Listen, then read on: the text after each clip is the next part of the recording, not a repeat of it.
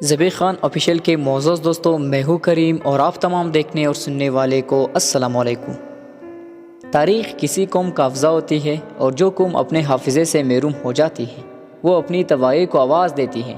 اس کے علاوہ تاریخ ماضی کا ایک آئینہ بھی ہے جسے دیکھ کر ہم گزرے ہوئے لوگوں کی غلطیوں سے بچ سکتے ہیں اور ان کے اچھے کاموں پر عمل کر سکتے ہیں۔ عقل مندوں کا کہنا ہے تاریخ ایک وراثت ہے جو کوئی قوم اپنی آنے والی نسلوں کے لیے چھوڑ سکتی ہے۔ تو دوستو، آج ہم بات کریں گے جلال الدین اکبر کے۔ اس کا پورا نام جلال الدین محمد اکبر تھا۔ تاریخ کے اوراق میں مغل اعظم اور اکبر اعظم کے ناموں سے بھی مشہور ہوا۔ وہ ہندوستان میں مغل سلطنت کے بانی شہنشاہ ظہیر الدین بابر کا پوتا اور نصیر الدین ہمایوں کا بیٹا تھا۔ اکبر 23 نومبر 1542 عیسوی کو اس وقت پیدا ہوا جب اس کا باپ شیر شاہ سوری کے ہاتھوں شکست اٹھانے کے بعد ہندوستان کے تاج و تخت سے محروم ہو چکا تھا اور اپنے مختصر سے لشکر اور اپنے بیوی بچوں کے ساتھ ادھر ادھر سرگردان ہونے پر مجبور ہوا تھا۔ اکبر کی پیدائش صوبہ سندھ کے مشہور قصبے عمرکوٹ میں ہوئی۔ وہ چاند کی 14ویں رات کو پیدا ہوا۔ اسی چاند کی 14ویں رات کی نسبت سے ہمایوں اپنے بیٹے کا نام پہلے بدر الدین رکھا تھا۔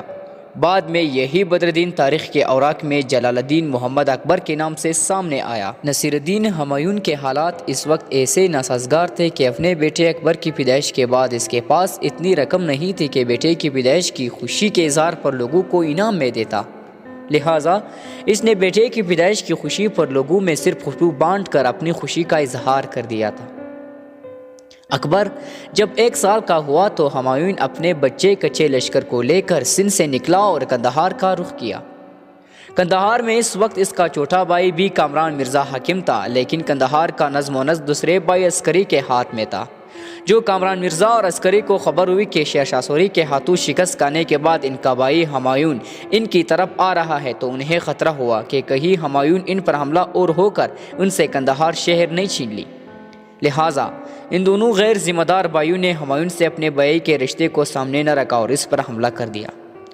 اس حملے کی وجہ سے ہمایوں اور اس کے لشکری افراتفری کا شکار ہوئے تو ہمایوں اپنے بیوی حمیدہ بانو اور بچے کچے جانثار ساتھیوں کے ساتھ باغ کھڑا ہوا۔ اس باغ دوڑ میں ہمایوں کا بیٹا اکبر ہمایوں سے بچھڑ کر ہمایوں کے بھائی عسکری کے ہاتھ لگ گیا۔ عسکری نے اپنے بھتیجے اکبر سے تو کوئی انتقام نہ لیا بلکہ اسے اپنی بیوی کے سپرد کر دیا تاکہ وہ اس کی پرورش کرے۔ اس طرح اکبر کی پرورش اپنے باپ کی بجائے اپنے چچا کے گھر ہونے لگی تھی۔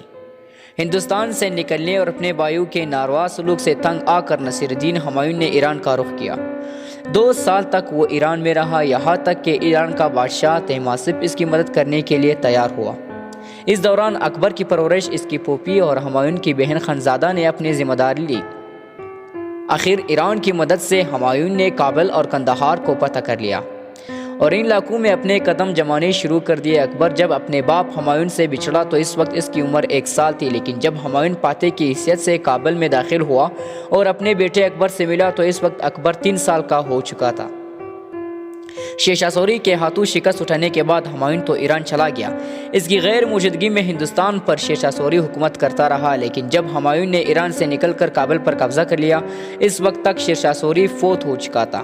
شیر شاہ سوری کے بعد ہندوستان اس کا بیٹا اسلام شاہ حکمران بنا تھا۔ اسلام شاہ کی وفات کے بعد اس کا نومر بیٹا فیروز خان 12 سال کی عمر میں حکمران ہوا، لیکن اسے ماموں عادل شاہ نے قتل کر کے خود تخت